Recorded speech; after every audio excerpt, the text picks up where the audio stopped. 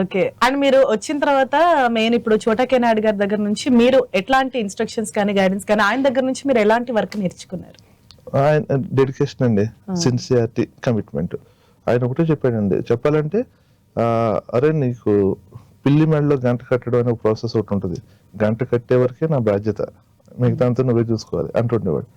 ఇప్పటికీ నా పేరులో చోటా అనేది జాయిన్ చేసుకున్నది నేనండి, నా సొంతంగా నేను మాత్రం పెట్టుకున్నా, ఎవరూ పెట్టలా. ఎందుకు పెట్టుకున్నాను అంటే కనుక నాకు ఆయన అంటే ఇష్టం, ఆయనలో ఉన్న కమిట్మెంట్ తోటైనా నేను ఎక్కడ కూడా ఎక్కడ ఓవర్కమ్ చేయకుండా, ఎక్కడ బ్యాడ్ నేమ్ రాకుండా పేరు కోసమైనా నేను కష్టపడుతూ ఉంటాను కదా అని ఆశ. నన్ను నేను కంట్రోల్ చేసుకోవడానికి మాత్రమే ఆ పేరు యాడ్ చేసుకున్నాను అనమాట. ఆయన అయితే చాలా సిన్సియర్ అండి.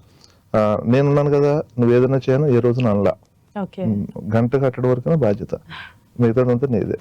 అప్పుడప్పుడు ఎవరైనా ఫోన్ చేసి మీ కూడా భలే చేస్తున్నాడు అన్నప్పుడల్లా ఆయన కొంచెం పాజిటివ్ గా ఫీల్ అవుతుంటారు. ఫోన్ లో అయితే నైస్ అంటారు. ఓకే. అండ్ సార్ మేము చూస్తుంటాం ఇప్పుడు ఒక సినిమాని కంప్లీట్ అవ్వాలి అని అంటే దాన్ని డైరెక్ట్ చేయాలంటే చాలా హెడేక్ ఉంటుంది, అండ్ అలాగే ఎడిటర్ మీద కూడా అంతే ప్రెషర్ ఉంటుంది. సో ఇనిషియల్ డేస్ లో అంటే మీరు ఒక సొంతంగా మీరు టేకప్ చేసిన ఫస్ట్ మూవీ ఏది, అది ఎడిటింగ్ చేసేటప్పుడు మీరు ఎట్లాంటి స్ట్రగుల్స్ ఫేస్ చేశారు? ఆల్మోస్ట్ నేను ప్రసాద్ ల్యాబ్ లో ఒక 5 years అసిస్టెంట్ గా పనిచేశాను. అది అప్పుడు ఎవరి కింద కాదు, అక్కడ ఓన్లీ స్టాఫ్ గా పనిచేశాను. దీని తర్వాత ఎడిటర్ గౌతమ్ రాజ్ గారని లాస్ట్ 2 years బ్యాక్ ఎక్స్పైర్ అయ్యారండి. ఆయన చాలా ఫాస్ట్ అండి, అంటే ఆయనకి అసలు సన్ రైజ్ సన్సెట్లతో సంబంధం లేదు, పని ఉంది అంటే ఫినిష్ చేసే వరకు ఎడిట్ లోనే ఉంటాడు ఆయన. ఆయనకి అప్పటికి అసిస్టెంట్స్ రిక్వైర్మెంట్ ఉందండి. బై గాడ్స్ గ్రేస్ నాకేంటంటే నాకు కీబోర్డ్ ఆపరేషన్ లో ఐఎమ్ ది ఫాస్ట్ టెస్ట్ అనమాట. ఆయనకి తన వర్క్ ని అర్థం చేసుకుని అంతే ఫాస్ట్ గా పెర్ఫామ్ చేసే ఆపరేటర్ కావాలి ఆ టైంకి. సరిగ్గా నాది 5 years పీరియడ్ అయ్యింది.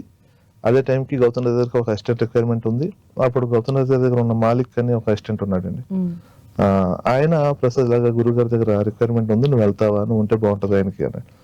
హ్యాపీగా వెళ్తాను అని ఆ విధంగా నేను గౌతమ్ రాజ్ దగ్గరికి వెళ్ళానండి. ఆయన దగ్గర నేను 8 years పనిచేశానండి.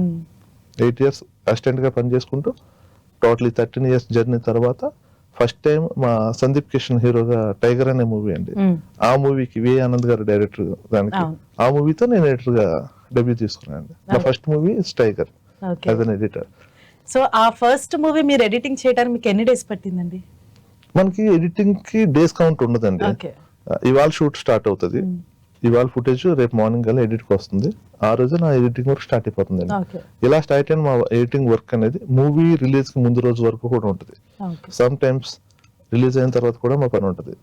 ఇన్ కేసు ఎప్పుడైనా ఎక్కడైనా కొంచెం రిపోర్ట్స్ అటు ఇటుగా ఉన్నాయనుకోండి, మళ్ళీ పరిగెట్టాలి, ఎడిటర్ పరిగెట్టాల్సి, మళ్ళీ కొంచెం ఆర్డర్ మార్చాల్సి వస్తుంది.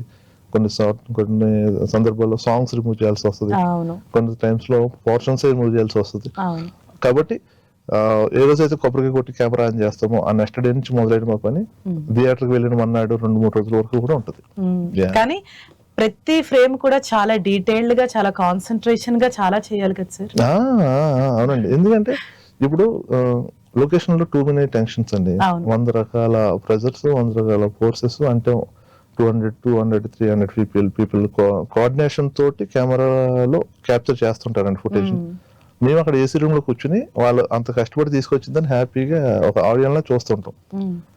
అక్కడ వాళ్ళు ఎన్ని కష్టాలైనా పడినామండి, దానికి ఫిల్టరింగ్ గేటే ఎడిటింగ్ రూమ్. ఇక్కడికి వచ్చిన తర్వాత కూడా మేము ఓవర్కమ్ చేసుకుంటూ అని పంపించాం అనుకోండి, ఇది రిజల్ట్ మళ్ళీ రేపు ఇంకొక పెద్ద స్క్రీన్ లో ఆడియన్ అనేది చూస్తాడు, వాడు డిసైడింగ్ ఫ్యాక్టర్ కదా అక్కడ. కాబట్టి అతని బాధ్యతలు ముందుగానే మేము తీసుకుని ఎక్కడున్నా ఎలాంటి లోటుపాట్లు ఉన్నా సరే ముందుగానే మా డైరెక్టర్స్ కి మాకు కమ్యూనికేట్ చేసుకుంటూ దాన్ని సినిమా ఫామ్ చేయడం అనేది మా బాధ్యత.